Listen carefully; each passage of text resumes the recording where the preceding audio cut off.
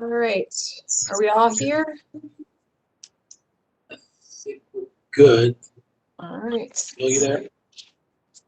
I can't see you guys. We can see you. Love you. Can see you and hear you, Bill. Okay, well, I'll just leave it like this then. Okay. All right. Welcome, everybody. Today is Tuesday, July 27th, and you are attending a virtual meeting of the BMZA zoning docket. My name is Katie Byrne. I'm the acting executive director. And before I turn it over to the chair, I'm just going to run through a few of our WebEx rules. If you have signed in via the internet, you are considered an attendee and you do not have the ability to mute or unmute yourself.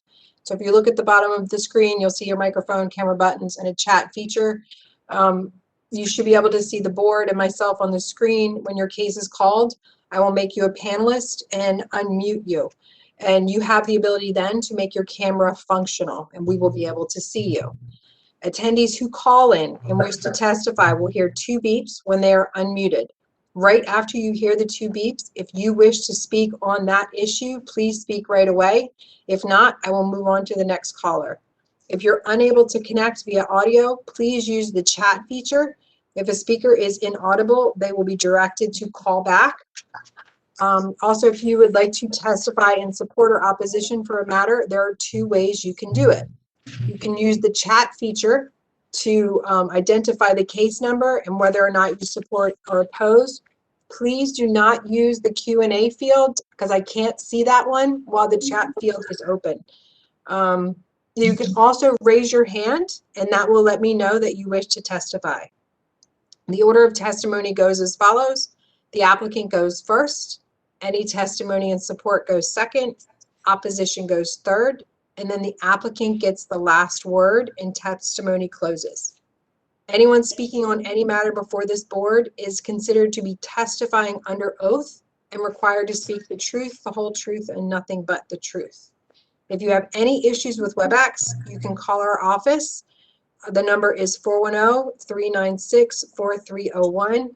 Please do not call me or email because I won't be able to look at the email or attend your call during the hearing. If you're having those technical difficulties and can't participate for that reason, please email bmza@baltimorecity.gov as to what you would have testified to and what your technical difficulties are. I will turn it over, just to let you know, cases will be called by the chair. We'll proceed through the entire docket. Your case may not be called in the order in which it appears on the agenda, so please stay alert. And at this time, I'll turn it over to our chair. Thank you, Ms. Byrne. The board will vote on each case and make a decision, typically at the end of the docket, unless for some reason we need to defer a determination at that time. You may feel free to stay on the line to listen to that deliberation, but you cannot participate. Otherwise, you can call the BMZA office tomorrow morning after 9 a.m. The number is 410-396-4301. Again, 410-396-4301. You should receive your resolution in the mail within 30 days. We ask that you not do any work until your resolution is received, and certainly don't do any work in Baltimore City without pulling the proper permits. On today's docket, it looks like we have 1 postponement. I'll identify that case. So if you're here for this case, know that it will not go forward today and it'll be rescheduled at a later date. That's case number 2021-127, 2507 North Howard Street. The appellant there is 2507 North Howard Street, LLC, care of Caroline Ecker. So that matter will not be going forward. We do have a number of matters on the consent docket, and those cases on the consent docket are those matters for which the board believes it has sufficient information to grant the appeal request. And they'll come before the board, and we'll get any reports that we have on the matter and conclude each of those cases in turn. And so with that, we'll proceed with the consent docket. I'll call the first case, that docket, case 2021-111, 3303 Ramona Avenue. The appellant is Manina Scott. And this is a request to use the premises as a large home daycare consisting of 12 children. I'll hear any reports we may have from staff and planning. Thank you, Mr. Chairman. Martin French for the Baltimore City Planning Department. Planning Department has reviewed the application for 3303 Ramona Avenue and recommends approval of this application. Thank you. Thank you. The variance requested, it's a conditional use to use as a daycare center. So the change really is, it was a residential daycare center, but based on the number of children, it's, well, for lack of a better term, use a commercial daycare center. The last authorized use was as a row house dwelling and a daycare center. All right. I have, let's see, Miss Marina Scott, who is the applicant. I will elevate her to a panelist.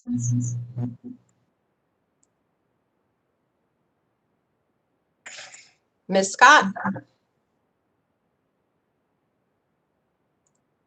Miss Scott, can you hear? Let's see. See if you can unmute yourself, ma'am. I just tried to unmute you. Can you hear me? Yes. Hi. Good afternoon, Ms. Scott. And I'm going to ask you to keep your voice up. So we're here on matter number 2021-111 for daycare center. Can you tell us, just for the record, ma'am, the number of staff you intend to have for your daycare? One. Okay. Well, including me too. I'm sorry? Including me too. Okay, so a total of 2 staff. Yes. Okay. And have you identified any pickup or drop-off zones for your facility? Yes. And where are they located in relation to the property? Right on the porch, the front porch. The street is like not that far from the porch. I'm sorry, I can't hear you, ma'am. The street is not far from the porch. Okay, so the cars would be dropping off at the street, and they would be walking to the porch. Yes. Is there any space for parking of vehicles for drop-offs? Yes. Street parking. I'm sorry? Yes. Street parking.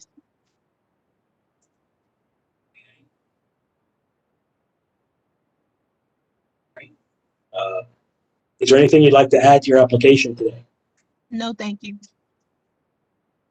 Do we have any additional questions from the board? No, No. thank you. All right, ma'am. Well, the board, having heard your appeal, we believe we have sufficient information to approve your appeal. Thank you so much. Thank you. Y'all have a good day. Thank you, ma'am. Next case on the consent docket is case number 2021-087, 5671 through 5687 Bel Air Road. The appellant is Two Farms, Inc., care of Carolyn Hecker.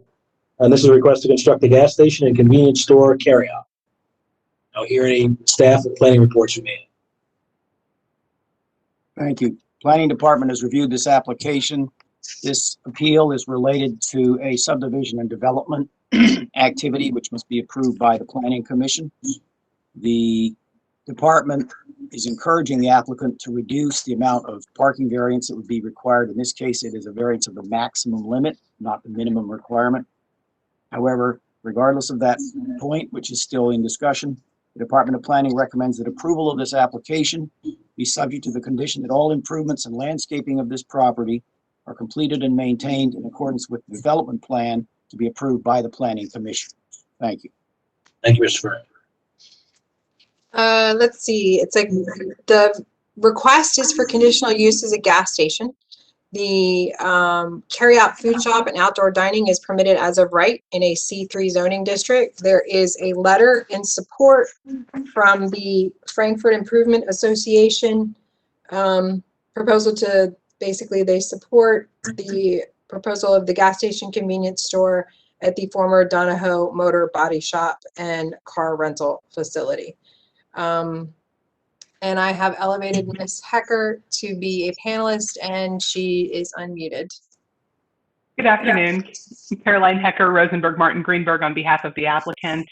I'm happy to answer any questions. I had prepared a series of exhibits that I was planning to go through this afternoon. I'm happy to email them to Ms. Byrne for the record, but I don't need to walk through all of them unless you'd like to hear them now.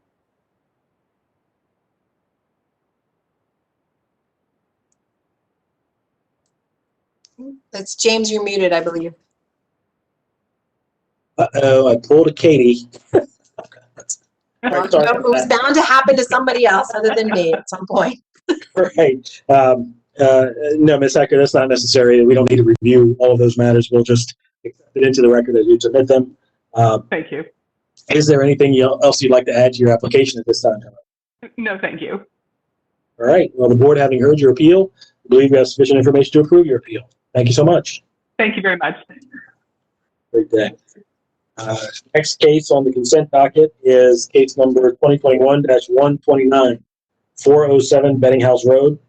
The appellant is Colbert Matz Rosenfeld, and this is a request addressing a conditional use to demolish an existing building and use as a parking. Here, any staff planning reports? Thank you. The Planning Department has also been working with this applicant, and the applicant is completing the provisions of a parking lot plan to be approved by this department. Department of Planning recommends that approval of this application be subject to the condition that all improvements and landscaping of the property are completed and maintained in accordance with plans approved by the Department of Planning. Thank you. There are several letters of no objection, one from the Homeland Association that doesn't object to the project, acknowledges the positive impact it would have on vehicle traffic and congestion on Beddinghouse Road. They would like to see an environmentally friendly surface option. Also, another letter from a neighbor with no objection to granting the approval for the conditional use from Max Rosenberg next door. Another letter of no opposition from Will, looks like Mohana, again, another neighbor. Let's see, if you are here as the applicant, if you could please raise your hand or put in the chat so that I can make you a, let's see, make you a panelist. Jonathan, okay.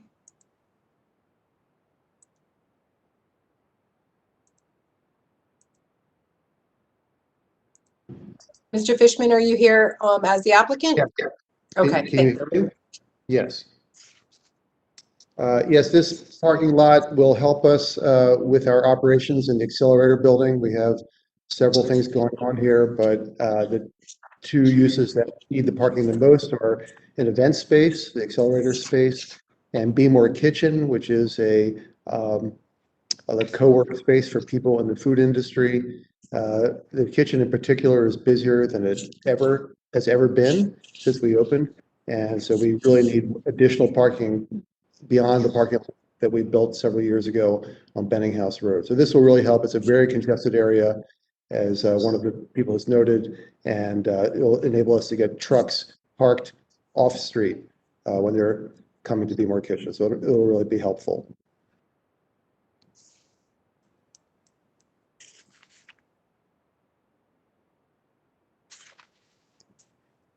James, you might be muted again. There you go. You know, I don't think this is me actually, but it just keeps going back to muting.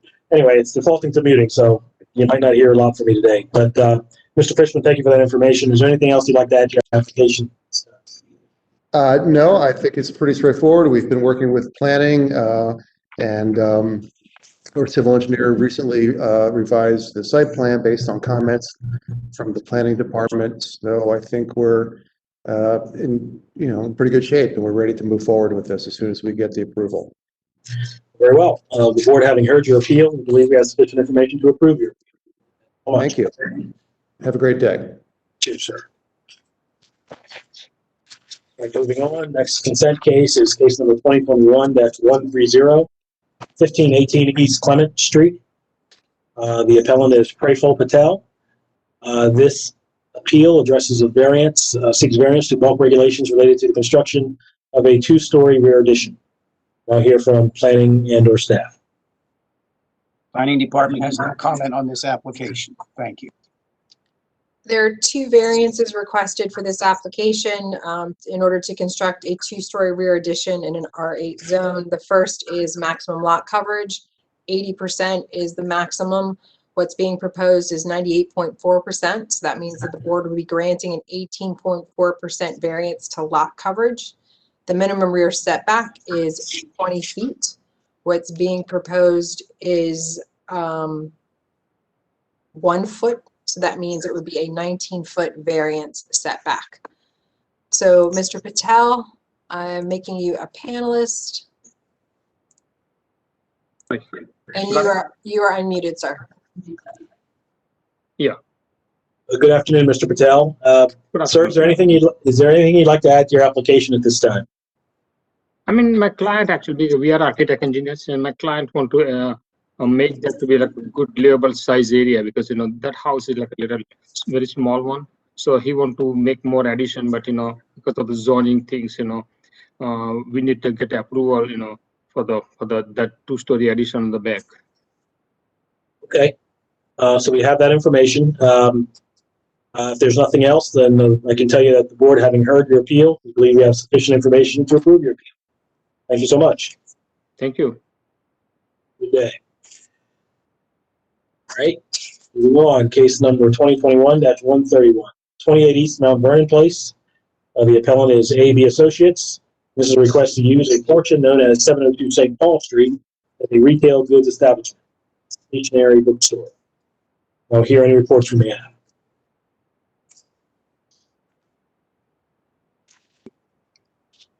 Thank you. Planning Department has reviewed this application, noted that this property is located in the Mount Vernon Historic District, and therefore any exterior changes to the property would require approval by the Commission for Historical and Architectural Preservation. The department is recommending approval of this application, subject to the condition that all exterior changes, including additions, demolitions, alterations, and signage, are completed in accordance with an authorization to proceed issued by the Commission for Historical and Architectural Preservation. Thank you. Thank you. This property was formerly used as a pizza parlor based on a BMZA approval in 2017. We have a letter of support was forwarded from Steve Shen, and Al Berry is here on behalf of the applicant. And Mr. Berry, you are unmuted.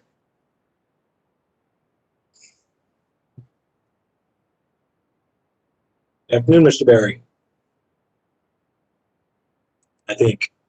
Mr. Berry, can you hear us? See, I see, Al, that you are unmuted on my end. We still have Mr. Fishman as a panelist. I still see him up there. Oh, maybe. Let's see. I'll also add. Can you hear? Can you hear us? Yeah, can you hear me? Yes. Yes, we can now, sir. It was on our end, sorry. We've met with CHAP on the exterior improvements, and we've met with the community association, and we look forward to opening up shortly. After your approval, we appreciate it. Nothing further to add. Very well.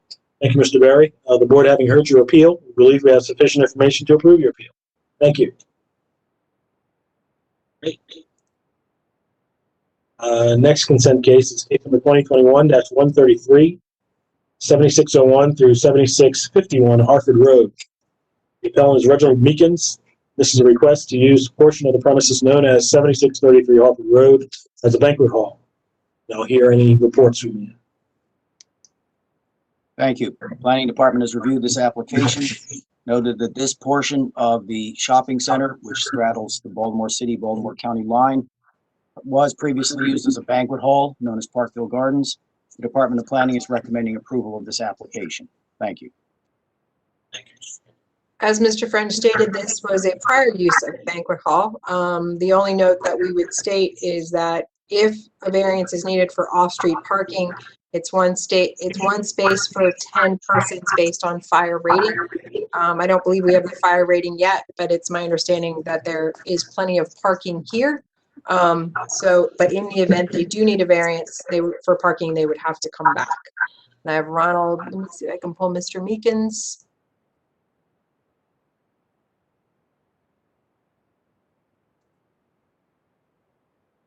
There we go.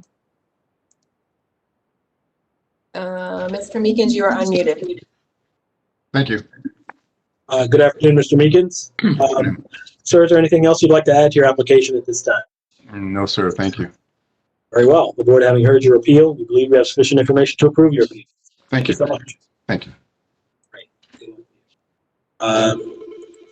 Moving on to case number 2021-135, 4507 Woodley Avenue. The appellant is Juan Carlos Romero Alonso. And this appeal addresses variance to bulk regulations to construct a new second-story addition top an existing structure. Here, any reports? Thank you. The planning department has no comment on this application. There is one variance required, a minimum interior side yard variance, 10 feet is required, 9 feet is proposed. So it's a 1 foot variance request. We have a letter of support from a neighbor, Alex Morel. And let's see, Mr. Romero.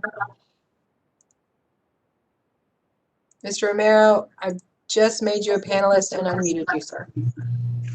Yes, I'm here. Okay. Good afternoon, Mr. Romero. Sir, is there anything you'd like to add to your application at this time?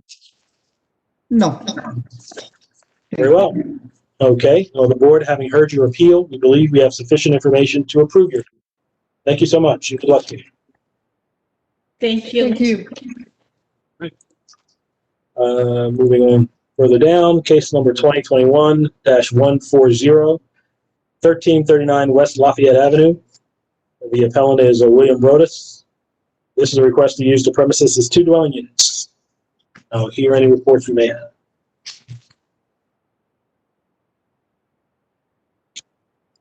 Planning department reviewed this application. According to records available to the planning department, the last use of this property was as a single-family dwelling. This property being zoned R8, that is a district in which conversions from single-family dwelling use to multifamily dwelling use must be approved by ordinance. The department is therefore recommending disapproval of the application because the zoning code does not authorize the board to approve conversion of a single-family dwelling to a multifamily dwelling in the R8 zoning district where this property is located. Thank you. We were able to find the original zoning card for this particular property. The property was authorized by the BMZA to be used as 2 dwelling units in 1987. So I believe what Mr. French looked at was the same thing that we also look at, which is CCE that has the land use code that indicated single family. But because we were able to find the old zoning code, zoning card, we were able to determine that it was approved as 2 dwelling units in 1987. We also have a letter in support from Harlan Park Neighborhood Council who are in support of only 2 dwelling units. And so I've got Mr. Brodus, who I will elevate him to as a panelist.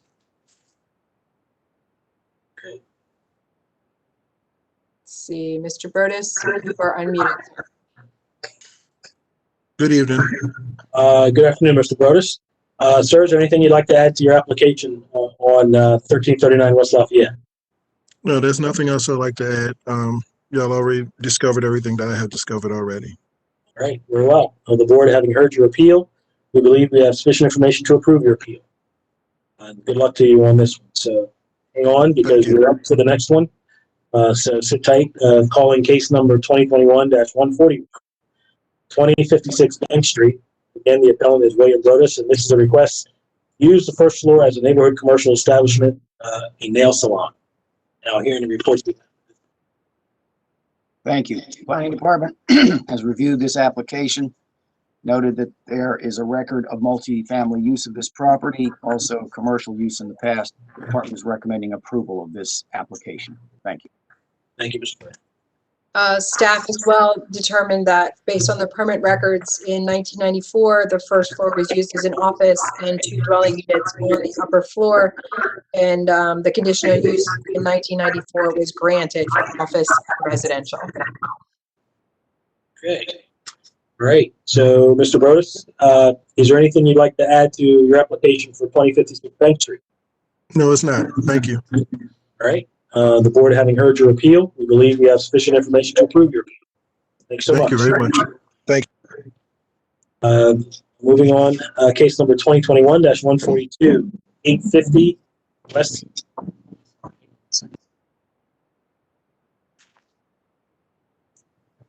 That was an intentional muting. Something was falling down my stairs in the back, so I don't know what it is. Case number 2021-142, 850 West North Avenue. The appellant is AB Associates.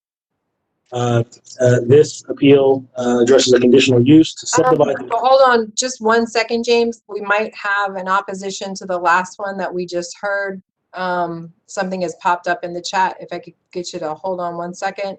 Bank Street. Yes. All right.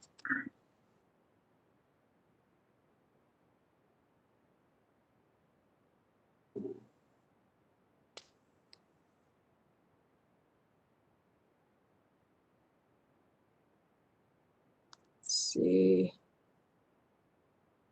Yes, so we do have opposition on Bank Street. It looks like just Miss Neely, if you want to go ahead and try that to do that now, or do you want to wait to the end? You know what? She's still on. Do we still have Mr. Brodus? Yes, Mr. Brodus has 2 other items on the agenda today.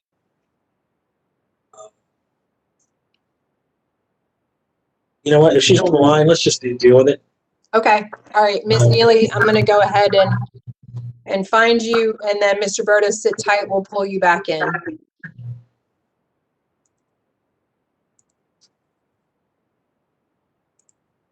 Ms. Neely, you wish to testify on Bank Street? Hi, can you hear us? Yeah, who is speaking? Hi, I'm Ray, actually. Nancy's sitting here next to me. We're the What's your neighbors last name? directly behind the GREWE, G-R-E-W-E. Okay. All right. We're actually the neighbors directly next door to the property in question here. We are a little concerned. The neighborhood has a tendency to be very heavily parked. Like, there's never parking spots here. And we're concerned with a business moving into the residential portion of this neighborhood that it's going to make it worse. We're also concerned, and we've had several neighbors express concerns about fumes from a nail salon in the area. We're worried that might be a scent that comes with it, which could affect property values. Lastly, there's also 2 other nail salons within a 2-block radius of here. 2 blocks south, I should say. 1 block south on Eastern Avenue, and the other one's just further down Chester Street on the more commercial side, if you will. Okay. Anything else? I think that's it. Good. I believe Mr. French has his hand raised. So. Go ahead, sir. Thank you. For the record, the department would like to note that the zoning code does not require off-street parking for any neighborhood commercial establishment use of less than 2,500 square feet in gross floor area. The department estimates that this proposed salon would have a gross floor area of approximately 924 square feet. Therefore, no off-street parking would be required under the zoning code. Thank you. Very well. Thank you for that addition, Mr. Friend. All right. I have Mr. Brodus back on. Mr. Brodus, you're unmuted. Yes, for the neighbors, we will address the concern as far as smells because it will have the proper ventilation system, so there will not be any smells that they will smell in the air. Also, the store is a small location. Like he said, it's only 900 square feet, so there will not really be any heavy traffic for this location. Okay. Very well. Any questions for either of the parties? No. All right. Very well. All right. That'll conclude 2021-141, and we'll pick that up at the end of the docket. The other. Okay. All right. Now I'll call again case number 2021-142, 850 West North Avenue. The appellant again is AB Associates. And this appeal addresses a conditional use to subdivide the lot and construct 120 new single-family row homes. Here are any reports from the applicant.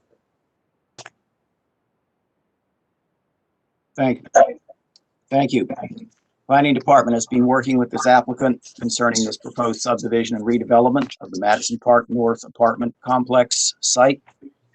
This is a very significant site in terms of anchoring Reservoir Hill and Bolton Hill. The department is fully supportive of this application. Notes, however, that the final development plan as well as the subdivision must be approved by the Planning Commission. And therefore recommends that approval of the application be subject to the condition that all improvements and landscaping are installed and maintained in accordance with the subdivision and development plan approved by the Planning Commission. Thank you. Thank you, Mr. Again, conditional use as a row home, for 120 new single-family row homes. We have a letter in support from Councilman Costello and Councilman James Torrance. We are writing in support of the above application to developers, David Bramble, MCB Real Estate, and Mark Renbaum, MLR Partners, to begin redevelopment of the vacant Madison Park North property. This exciting redevelopment stands to be a catalyst for North Avenue in West Baltimore. Developers have engaged community or offices throughout the process and have finally resolved all the title issues required to proceed with implementation. City Council repealed Madison Park Urban Renewal Plan in 2017 with unanimous community support to enable this redevelopment. More importantly, the developer proposes a plan for pedestrian-friendly mixed-use development will enhance and bring together the communities we represent on both sides of North Avenue. We strongly recommend approval of this appeal. Thank you for your consideration. Both Councilman Torrance and Costello. Mr. Barry, you are elevated as a panelist and unmuted. Great, thank you. The board would indulge us for a few minutes. I'm here with David Bramble, one of the developer partners. And this is such an important location and it's such a infamous site that we thought we'd just give the board a very quick few-minute overview so you understood that we're here before the board because the C2 zoning district, for some reason, required row houses to receive conditional use approval. The variances are needed for 11 of the row houses that you'll see in a minute along North Avenue that have been adjusted to set back further than the city maximum 5 feet front yard setback. So what you're going to see is a illustrative plan. We have a letter of support and the actual revised plans that are before the Planning Commission for subdivision and development and plan approval on August 5th. So this is the first city approval process that we need to implement this development. And we can share the screen. Here we go. Everybody see that? Yes, sir. Okay, so you're looking at the rendered plan, which is essentially just a location of it along North Avenue. And you can see the relationship to Reservoir Hill, Bolton Hill, Druid Heights, Penn North, Madison Park, all of which we've been working with for many, many years. And with that, the next plan is the illustrative plan of the row houses. This is phase 1 of the development. It's an 8-acre site. The 2 parcels will be developed at a later date, but there's a total of, I believe, let's see. I think it's a total of up to 380 units in the future, and then maybe 40,000 square feet of commercial and office space, which will give some retail presence along North Avenue and serve both neighborhoods. With that, I'd like David Bramble, who's the neighborhood resident, who's the developer, to just say a few words and show you some other illustrations. Thank you. Al, I'm not seeing the illustrations. Could you see them, Kate? Yeah, I can see them. Yeah, I emailed them to you this morning as well, Bill, because we got them forwarded today. I'm sorry if you can't see on the screen. These are renderings, by the way, of the plan. Hi, this is Dave Bramble speaking. Thank you for hearing us today. As you can see, these are renderings of the proposed townhome units. And then just click to the next page. And then this is a bird's eye view looking sort of to the north and west from the corner of Park and North. I'm a longtime resident of this neighborhood. I've lived in Madison Park for my entire life. And we're super excited to finally be at the point where we can get started with this. As the board may remember, this site was formerly a 200-some unit apartment building developed as an urban renewal plan in the early 70s. It was torn down approximately 4 years ago, I guess now. And there are several title issues that had to be, which I explained in my letter to the board. But unless there are any further questions, we appreciate your support today. Wonderful. Thank you for your presentation, Mr. Barry, and your supporting cast. The board, having heard your appeal, we believe we have sufficient information to approve your appeal. Thank you so much. Thank you. Thank you.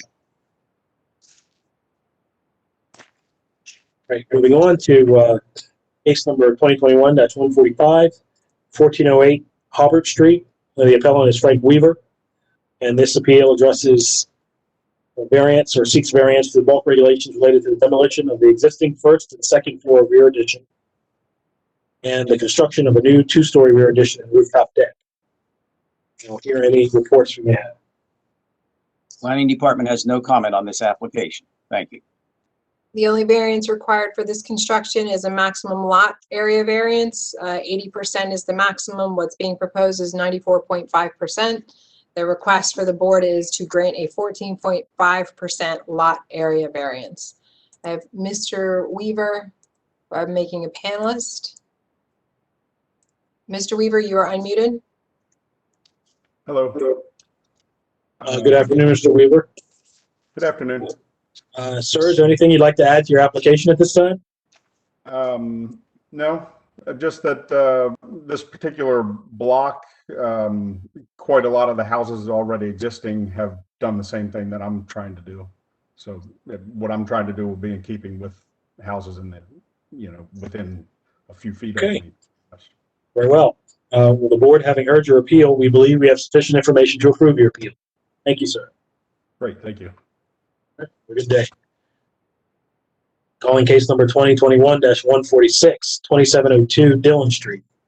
The appellant is Ron Lockwood, and this appeal also seeks variance to bulk regulations related to the construction of a deck, the second floor rear, and a rooftop deck. Hear any reports from me? Planning Department has no comment on this application. Thank you. This is a minimum rear yard setback. The 20 feet is required, 19 feet is what's being proposed. So it's essentially a 1 foot variance is what's being requested.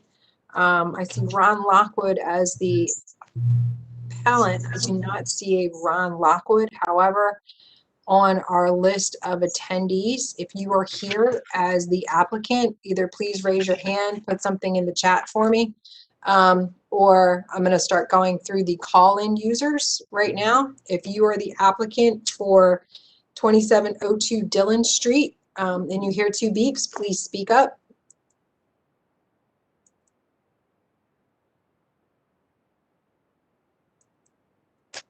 All right, next one.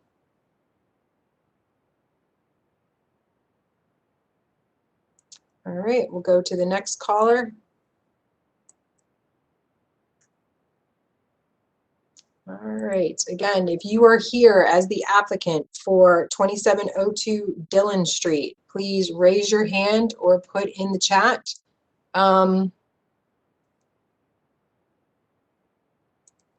right, maybe we'll push this one off to the end. We'll see if Roxana can get a hold of Mr. Lockwood. I'm looking to see if there's, yeah, I don't,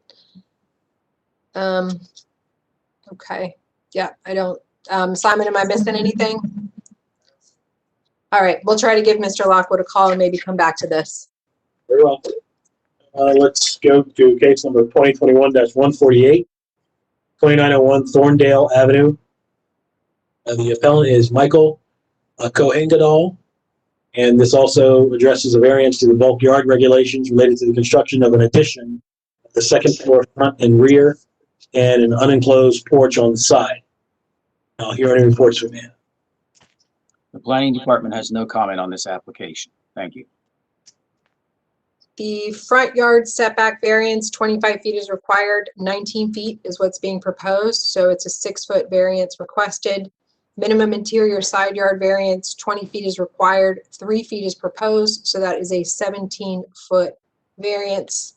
Mr. Kongadal, I am going to make you a panelist. I apologize if I mangled your name, sir. You are unmuted. Hi, this is Michael. How are you guys doing? Doing well today, sir, and I apologize if I mispronounced your name as well. So we're here for 2901 Thorndale Avenue, and I'll ask you, sir, is there anything you'd like to add to your application at this time? No, I'm good. Thank you all for helping. All righty. With the board having heard your appeal, we believe we have sufficient information to approve your appeal. Thank you. Thank Good you luck very to you. much, everyone. All right. Have a good day. Again, moving on, case number 2021-150, 2504 Lakeland Avenue. The appellant is Adam Carballo, and this appeal seeks a variance to the bulk yard regulations related to the construction of a 2-story rear addition with deck. And I'll hear any reports we may have. The planning department has no comment on this application. Thank you. The variance requested related to this construction is a minimum interior side yard setback, 20 feet is required, 6 feet is proposed. The board would be granting a 14-foot variance. And Mr. Carballo, you are a panelist, sir. Well, thank you. Good afternoon, Mr. Carballo.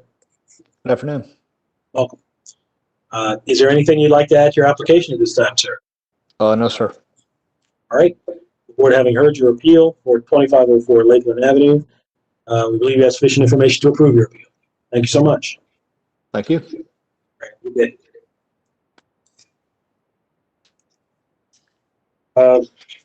It might be a little quick to get back to Dillon Street, so maybe we'll just hold that one. Yeah, I think I hear Roxana on the phone, so I don't know if she's necessarily gotten through yet. All right. Why don't we do this? Why don't we go start our regular docket?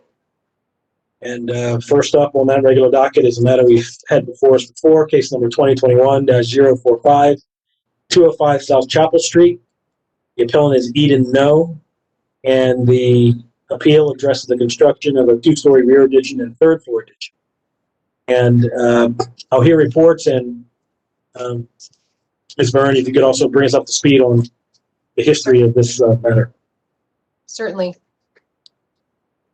Just for the record, the planning department has no comment on this application. Thank you. Thank you, Mr. French. The variances requested in the original application was maximum lot coverage, 100% proposed, which would mean the board would be granting a 20% variance. The minimum rear yard setback, 20 feet is required, 0 is proposed, so it would be a 20-foot variance request. Since we last heard this matter, we received a letter from Upper Fells. I'll just go ahead and read this into the record. With respect to the subject appeal, BMZA asked Upper Fells Improvement Association to negotiate with the applicant Eden No in an attempt to settle upon development proposal for the property which the community, the association, and applicant can all agree on. One of the challenges Upper Fells and the community have had with the appeal since Ms. No first shared her plans has been related to the inaccuracies in the drawings. As at the March 2021 meeting, Ms. No stated that the detailed drawings aren't necessary at this stage in the process. Detailed drawings would be developed if BMZA approved the request for the variance during the permitting process. Well, this may be true. This constrained site, the drawings submitted present various concerns, and as a result, this position led opposition to the proposal to strengthen, as Ms. No communicated that she'd rather take her changes with the BMZA than respond to the concerns of the community.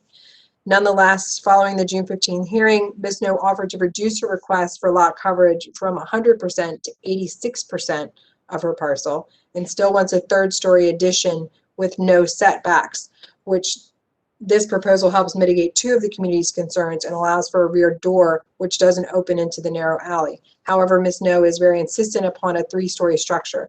12 community letters signed a letter in opposition. 9 others individually sent letters to the BMZA citing the 3rd-story addition and the basis for their opposition to the appeal.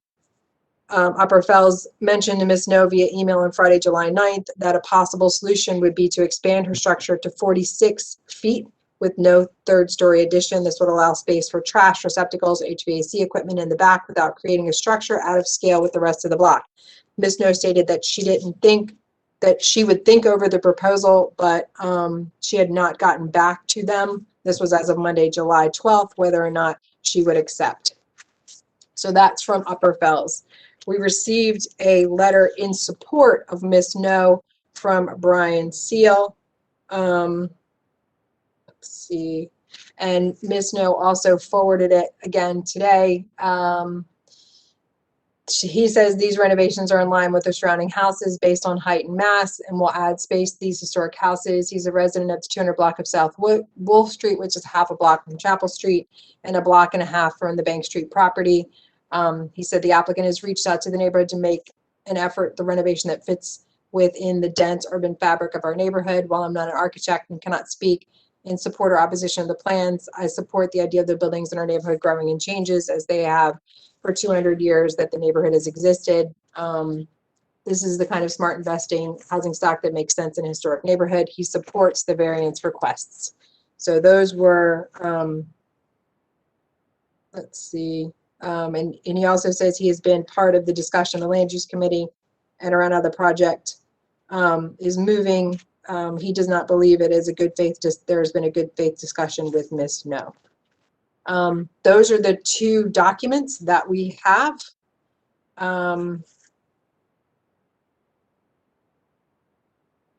And then I will make Ms. No a panelist.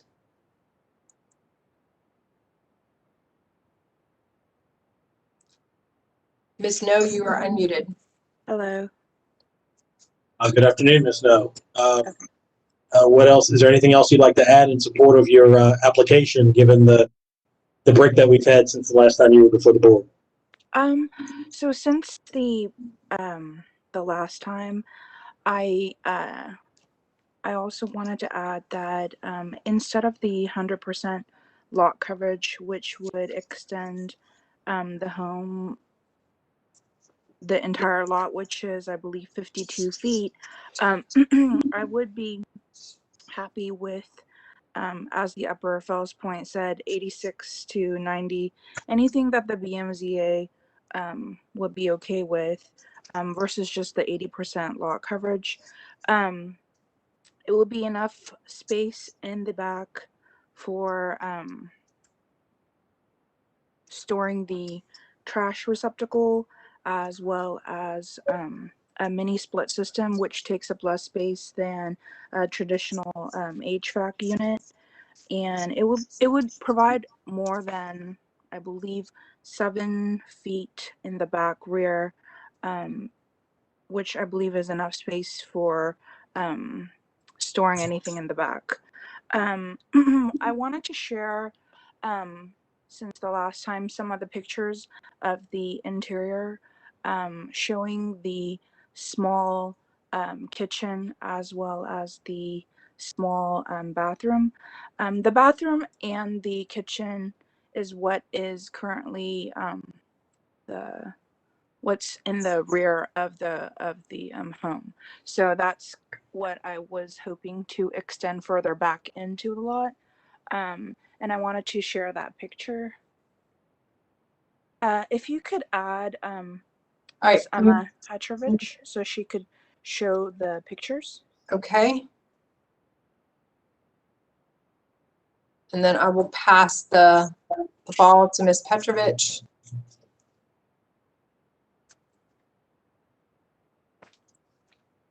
Hello. I will bring. Sorry.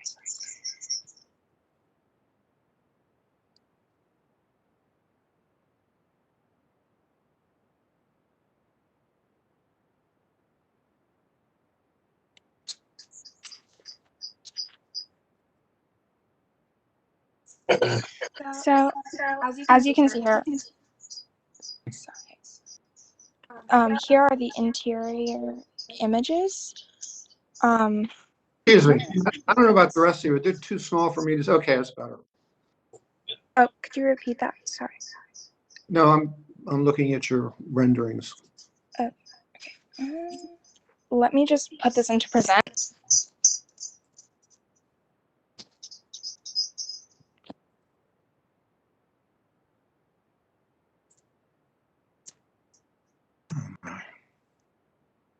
Okay, so to the left, you can see a long image of the bathroom area and the kitchen area.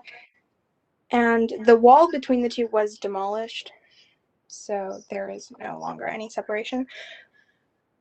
But right next to the image on the far left in the upper left corner, you can see that right there is the bathroom.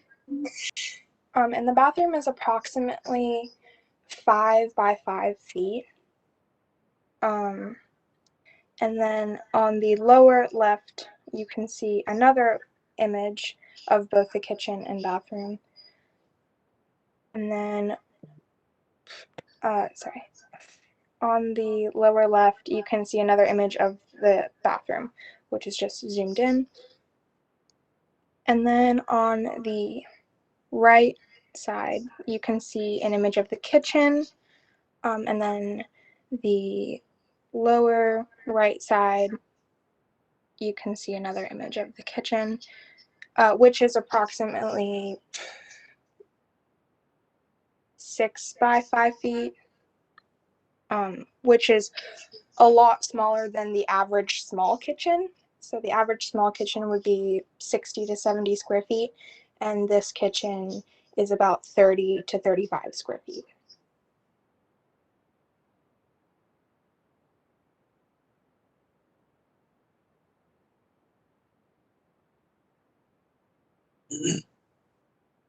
And that'll be all. So what was the point of all that? Sizes of the kitchen and bathroom, and to show why it needs to be extended back to allow more space for a average size kitchen and average size bathroom. Oh, sorry, what was the size of the bathroom that you were showing us? What are the dimensions, do you know?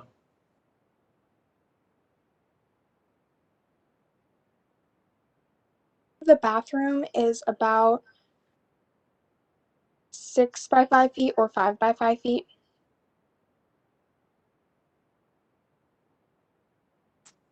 And what's the average size of a small bathroom? About of a small bathroom would be 30 square feet to 40 square feet, and that bathroom is about 25 to 30 square feet, but probably on the lower end. Okay. Smaller than the average small bathroom. Have you actually drawn up plans for this? Hello? Anybody home? Could you put Eden No as a panelist again? Sorry. Are you the architect, Ms. Petrovich? I am not. How do you fit into this whole thing? I am the trustee. Well, I'm a beneficiary of the trust. Yeah, we had that background last time. Yes. Hello. So I had submitted plans to the VMZA. So those were the plans. The only difference would be the setback. The setback on the drawings was, I believe, 15.5 feet in total, and I would be okay with that having been reduced. That would be like 100% lot coverage, and I would be happy with 86%. So if we had 86% lot coverage, what would the setback then be? The setback would be, hold on one second. It would be 45. or to be exact, it's like 44.8.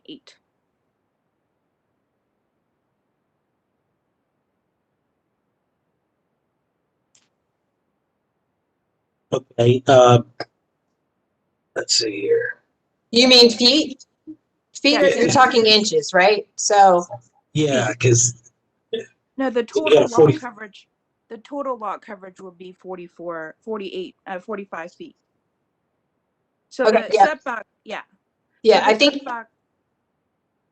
the setback would be about 9 feet.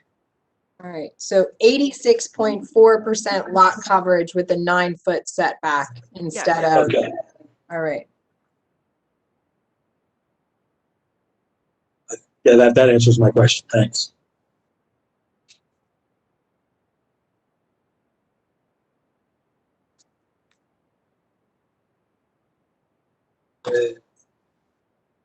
So I believe that 86% total lot coverage is very, it's a fairly reasonable amount because it's only 6% more than the 80% that's allotted.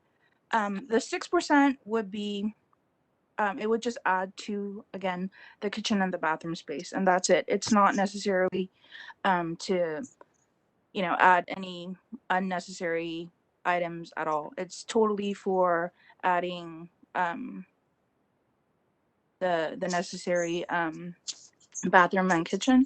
I know that the Upper Fells Point is against the third floor rear addition, but I mean, if I did 80% lot coverage, I would still do the third story addition. So the 6% really would add 6%, in the second and third floor as well, which I believe is like a fairly nominal amount compared to the what I originally asked for, which was 100% lot coverage. I reduced it by a lot, basically in consideration that, people really were concerned that I wouldn't have enough space to store the trash receptacle. So that, that would provide more than enough space for storing anything in the back. Right now, the rear is not used for anything. It's just basically where weeds can grow. So it would be very helpful if I could actually use that little bit more land to add space to a very small house. Any questions for Ms. No? Ms. Snow, what is the proposed height of the building? The proposed height is 35. I'm sorry, say that again. The proposed height is 35, which is the maximum required without getting another BMZ hearing to go over the 35. So it's the 35 is allotted with the permit department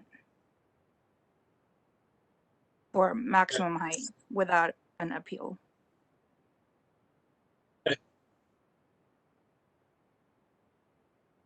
Right. Very well. I guess we'll hear from the opposition, unless there's anyone else in support.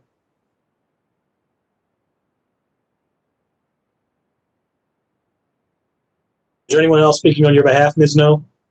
I believe Mr. Seal was, but he had a meeting, and so he said that he would join in if the meeting was still going on at 2. But I don't know if his meeting is running late or whatnot. So I guess we could just proceed since I'm not certain about his whereabouts. I had basically like 2 to 3 letters of support. I know Mr. Brian Seal as well as Adrian Susko. He owns a house at 247 South Chapel Street. He's also been a realtor for over, I believe, 30 years, and he was born in Baltimore. And he was in support because he realizes that a lot of these homes on Chapel Street are old and they need major remodel and renovation. And my idea isn't to just build this house and flip it. I want to rent the house out and make it something that is not an eyesore in the community, which it is right now currently. And That's why I'm asking for the 9-foot setback, because I think the 9 feet will add a lot of living space to this house.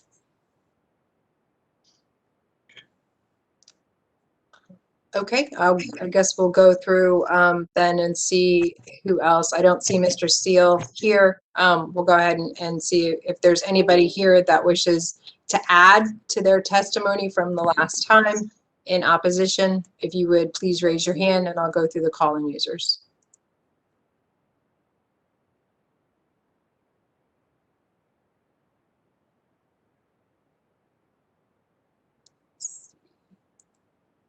Mr. Hoffman.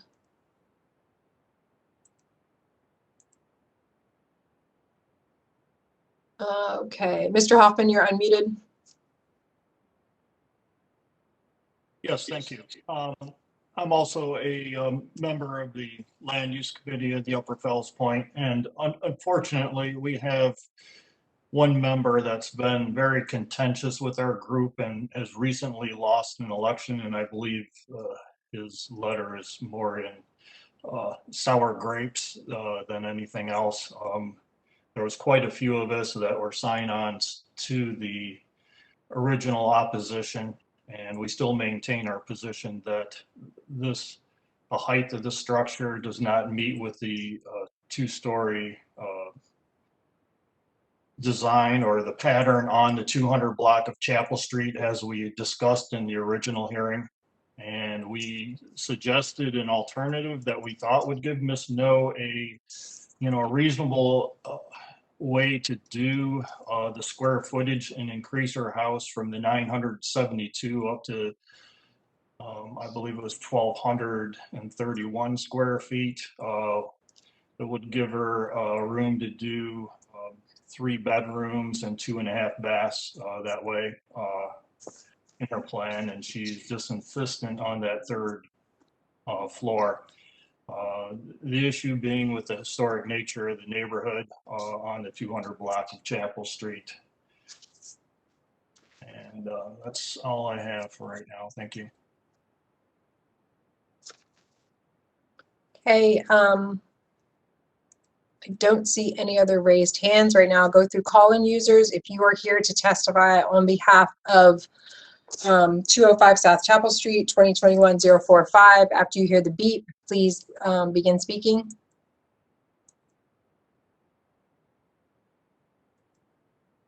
Next caller.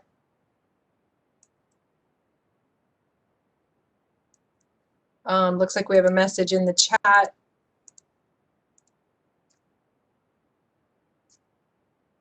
Miss Bennett, let's see, is in agreement with what Mr. Hoffman just said. Miss Bennett, I'll go ahead and unmute you. Miss Bennett? Yes? You're unmuted if you'd like to speak. No, I just wanted to second what Mr. Hoffman, the reasoning that he just had. I second everything he said. All right, thank you. All right, it looks like Mr. Prettle also wishes to speak. Mr. Prettle? Yes, good afternoon. I would just add that I would encourage the board to go back to several hearings ago and keep in mind all of the testimony that was presented in opposition, in particular 2 things. One, the neighbors still have not seen an accurate set of plans, nor has one been submitted, and I'm not sure that we're even able to visualize some of these last-second changes. And second, that there was no testimony offered by the applicant that would justify these variances based on both the state and city requirements. So that's all I have. Okay. All right. And I have another message in the comment from Joseph Woodford, who also seconds the comments of Mr. Hoffman. And that looks like that's it for this testimony. Okay. I guess it goes back. Go ahead. I just want to make sure that we're clear. Mr. French, what's the height maximum? I was just looking this up myself, the maximum height in an R8 for a row home. It's 35 feet. Okay. Now, there may be a separate design issue to be reviewed later by this department, and that is if this is a mid-block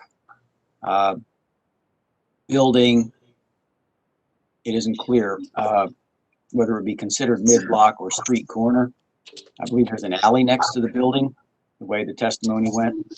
But this would be reviewed for compliance with the design manual in terms of the proposed third floor coming all the way to the front facade of the building. But that's a separate matter. Okay. So then the only variances before the board are, there is no height variance before the board. Maximum lot coverage and minimum rear yard setback. Correct. All right. We heard a little bit more from the opposition. I guess Ms. No has the final word. Is there anything else you'd like to add, Ms. No? Hello, yes. So I would like to add that, Yeah, I'd need you to speak up, ma'am. I'm sorry. oh, I'm sorry. Can you hear me now? Hello? Yes. Okay. So I would like to add that the Upper Fells Point, they had offered me 93% lot coverage. Even at 93%, it is actually not big enough for a 3-bedroom row house. It's actually maybe big enough for maybe a 2-bedroom, 1-bath. Because the lot is so small, it really would not have fit 3 bedrooms. And like I said, the 86% is only 6% above the 80% law coverage, which is granted without a variance. So I feel that the 6% added on is not asking for something so dramatic. It also, the home also, I know that a lot of people are against the 35, but like I said, the 35 is within the height for permitting purposes. Also, Mr. Hoffman, who is really against the height, his home is over 40 feet in height. His house actually, I believe, is maybe even 45 or higher. So for him to really want to keep this house at 2 stories, I feel is very hypocritical, because his house, which is on Pratt Street in Chapel, I think it's his back is to Chapel and his front is to Pratt, is definitely one of the largest houses in Baltimore. I think that for us, we really are asking for just a little bit more than the allotted lot coverage, because even just that little 6% does help us. And I've reduced this so much from the 100% that I initially asked, because I'm trying to also appease the neighborhood and their desire for me to keep the house, fairly small. So that's what I would like to add. Very well. Thank you for your presentation. We'll take this up into the docket. Thank you. Okay. It looks like we have Mr. Lockwood here for Dylan. 146. Okay, 2702 Dillon. All right. So let's recall that one. Case number 2021-146, 2702 Dillon Street. Appellant is Ron Lockwood. Again, this appeal seeks a variance to bulk regulations related to the construction of a deck, second floor rear, and a rooftop deck. And Mr. Lockwood just disappeared on me. oh boy, sorry, should have let that in go. Should have let it go. That's no, that's okay. When I tried to click on him, like to elevate it, there's definitely a bad connection there. I think somewhere. Maybe he'll pop back in. We'll give him one more minute.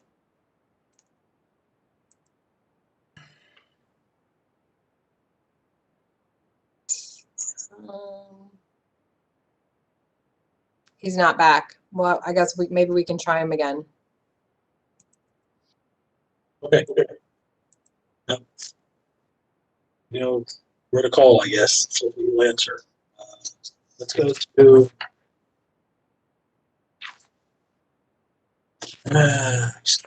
Case number 2021-132, 2637 through 2639 Greenmount Avenue. The appellant is Remy Momadou, and this is a request to use the premises as a healthcare clinic. Here in the reports we have. Planning and staff.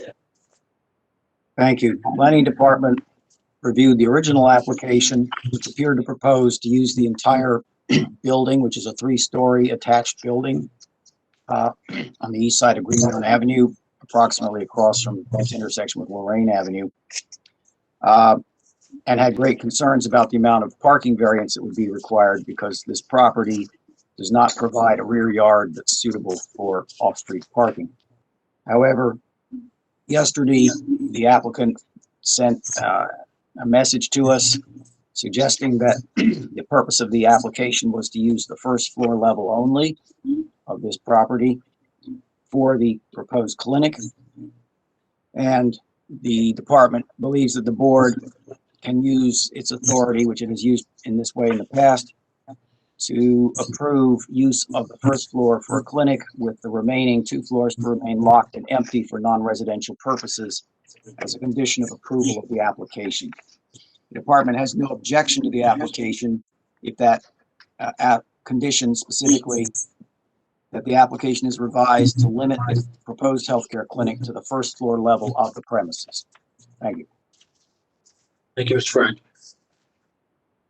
Again, the residential dwelling units, we also received the email from the applicant that the proposal is for the first floor as a healthcare clinic only. The upper floors are currently not habitable. Residential dwelling units on upper floors are permitted by right when a non-residential use is on the ground floor. Variance would be required for off-street parking, I believe 2, if it's just for the first floor. We have a letter in opposition from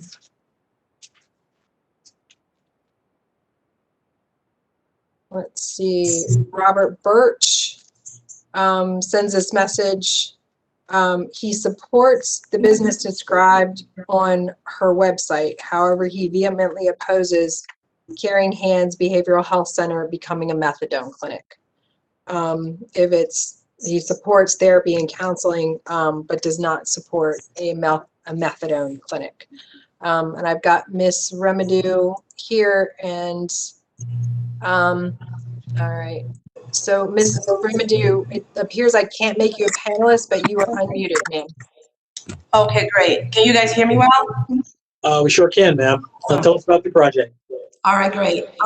Yes, so we are already licensed by the Maryland Department of Health and Behavioral Health Administration for us to operate as a clinic. It is not a methadone clinic. We are not interested to operate now or in the future as a methadone clinic. That was clearly expressed to the neighborhood association, and an MOU was also sent to them in this regard to confirm that this is not a methadone clinic. Rather, we will be providing therapy, counseling to the community that needs this services the most.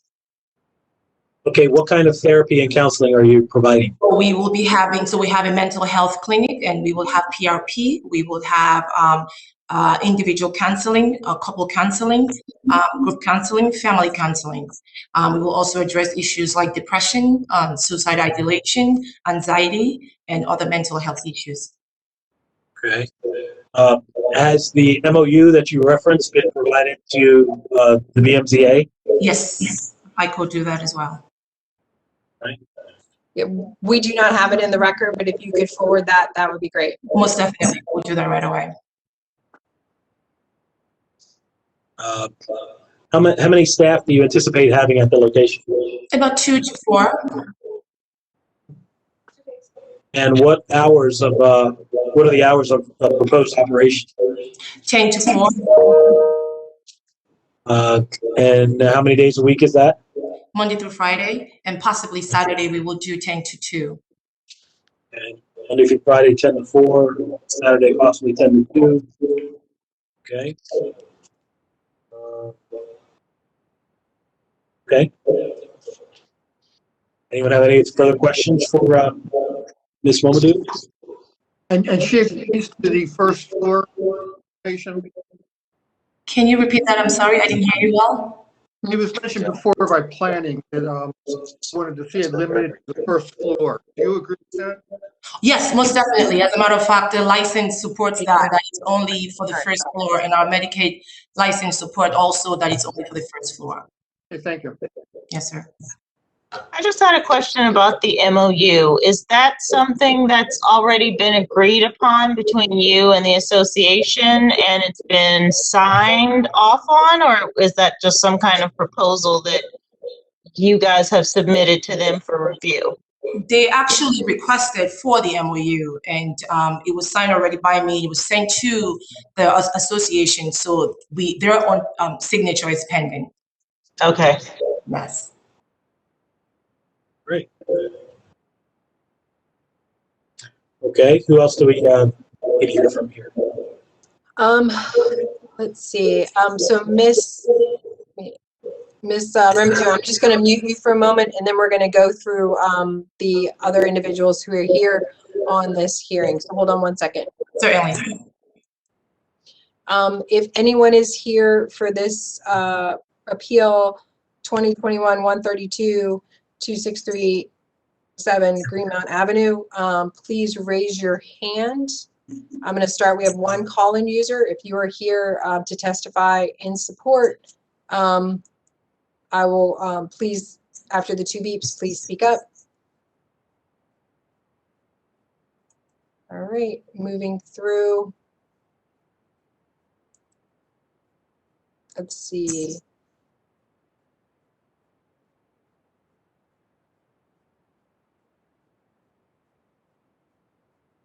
All right, so I'm just going to go through.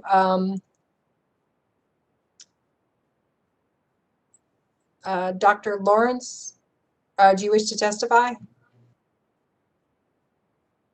Sure. Okay. Go ahead, sir. So I'm calling in support of this. I think it's definitely needed in the community. The services that on their website that they stated that will be provided, and I think overall actually needed in the whole community at large. For as a veteran, PTSD, it's a huge concern, and I think the way they have what they have stated they're going to be doing is going to be highly appreciated in the community. All right, thank you. All right, Ms. Marshall, do you wish to testify? No. Okay. Mr. Stewart Suffolk, do you wish to testify? I do not. All right. I don't see anybody else. See, Mr. Roberts, do you wish to testify? I do not. Okay. I don't see anybody else here that wishes to testify. Again, please raise your hand if you wish to testify in support or opposition. I don't see any. And we only had the one letter that was just didn't want the methadone clinic, but supported her mission statement on her website. So I think we're done. So Miss, let me find Miss Remadou again. All right, Miss Remadou. I'm sorry, Miss Remy Mamadou. Sorry. It's okay.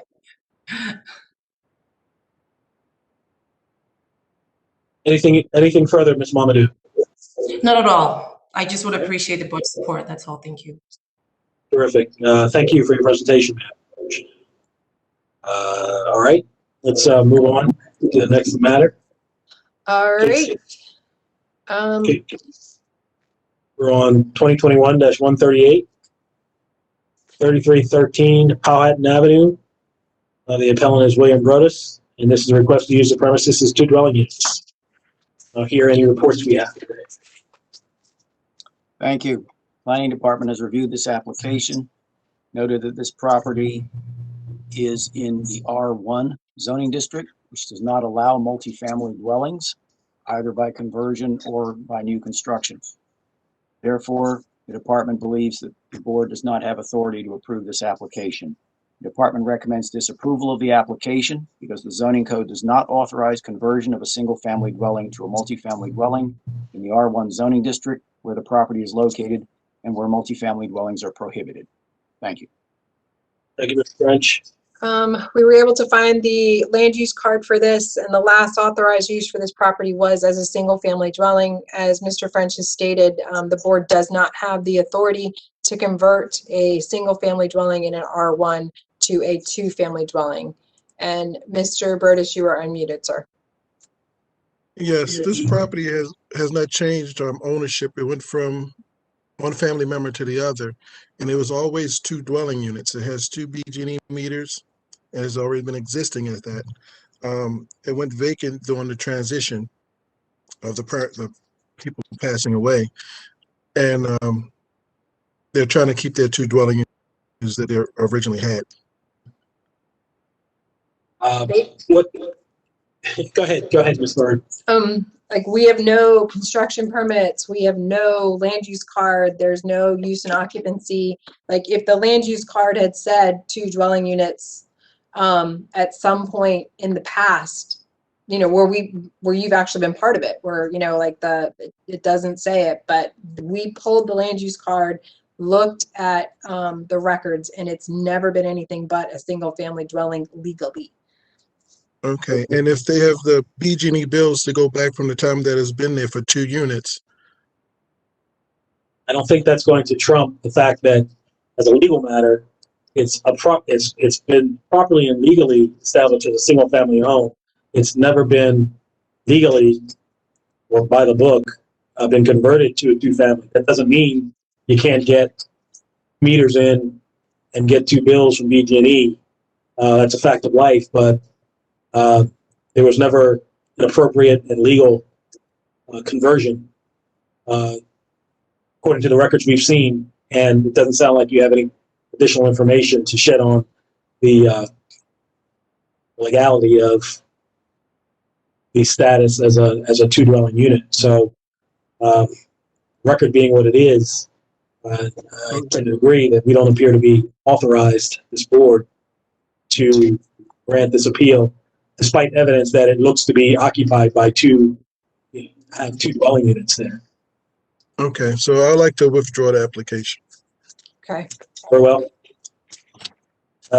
And stay there because we're on to the next matter with you, Mr. Burtis. It's number 2021-139, 608 North Carrollton Avenue. Again, Mr. Burtis, you are the appellant. And this addresses variance to bulk regulations to use as a multifamily dwelling consisting of 4 dwelling units. 1 dwelling unit each, basement, first, second, and third floors, and a variance for off-street parking. I don't hear any report we have for this.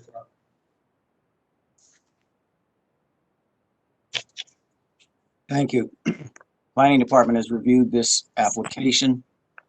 The issue here basically is that this property is in the R8 zoning district, which does allow multifamily dwelling uses.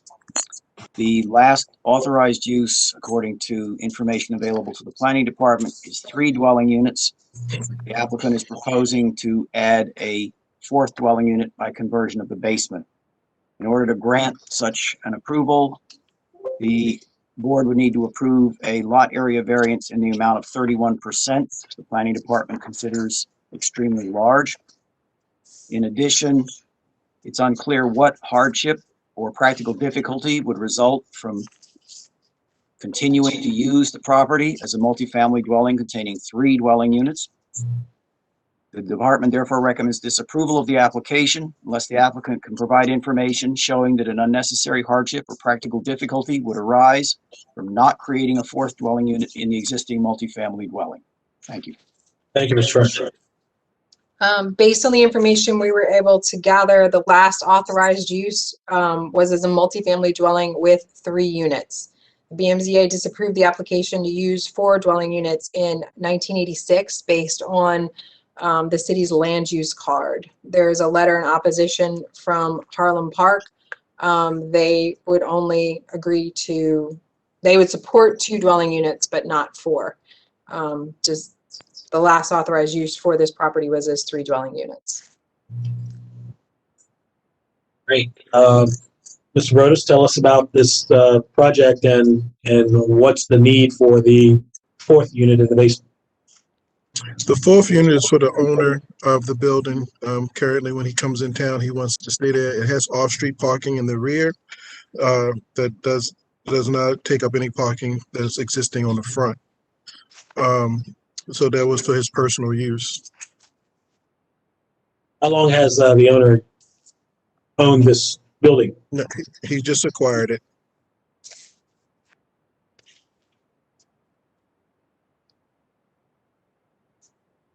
Okay, so it would be a matter of convenience for him to live in the basement. Yes.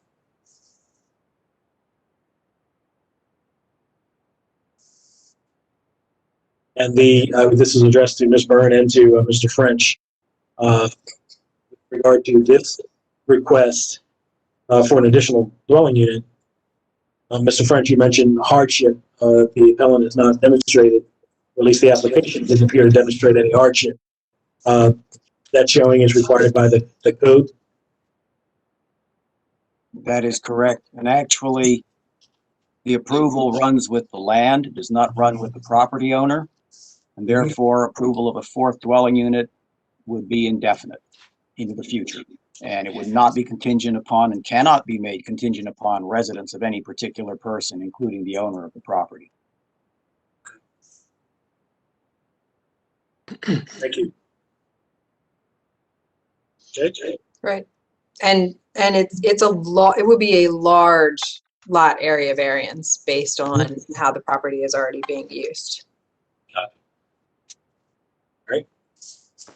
Anything else in support, Mr. Broadus?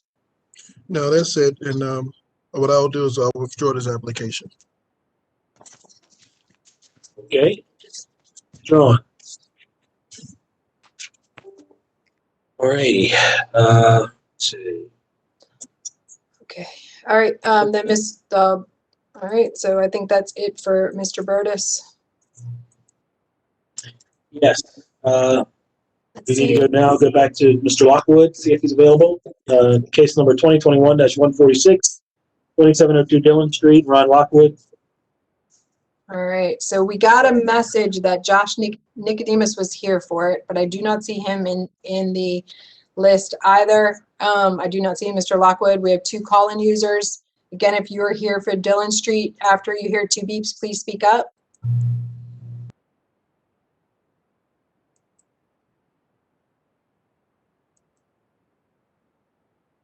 Hello, yes, I'm here for Dillon Street. Can you hear me? Great. Yes. And you are, sir? Yeah, this is Josh Nicodemus. Okay. We're the design firm that's helping with permits. Gotcha. All right. So this is a request again for variance regarding the construction of a deck on the 2nd floor rear and the rooftop deck. Sir, is there anything you'd like to add to the application at this time? Just to give a quick rundown of our stance here. There's already a structure in the rear yard. It's a strange walled off concrete structure. So there's something there existing. So we don't really feel like a deck in the location of that is really going to alter really kind of what's there. I mean, obviously it is different because we're going to remove what's there and add a deck, but we're kind of landlocked in there. And yeah, it's really just a rear deck is kind of the gist of it. So nothing too obtrusive or, painful to any of the neighbors. Gotcha. All right. Well, the board having heard your appeal, Mr. Nicodemus, we believe we have sufficient information to approve the appeal. Thank you so much for hanging in there with us. Hey, no problem. Thanks. Sorry about the confusion. All right, no problem. And looks like that concludes the docket for today. Great. Or we have one more. No, I think that's it. But what Mr. Weaver brought to my attention after we got through his appeal, which was 2021-145, 1408 Halbert, there were 2 variances: maximum lot coverage and then a rear yard setback. 20 feet were required. He's asking to go to 17 feet or asking to go toward 3 feet toward the property line, which means a 17-foot variance would be required. So for that one, which was on the consent docket, there are 2 variances, one to lot coverage and one to rear yard setback. Understood. Okay. All right.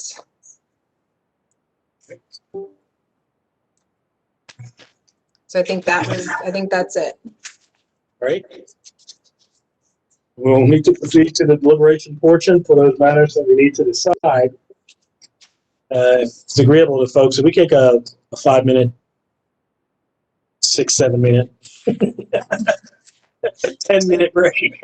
10 minute, that works. We'll do 10 minutes and we'll come back. All right. Very good. Thanks. Thanks.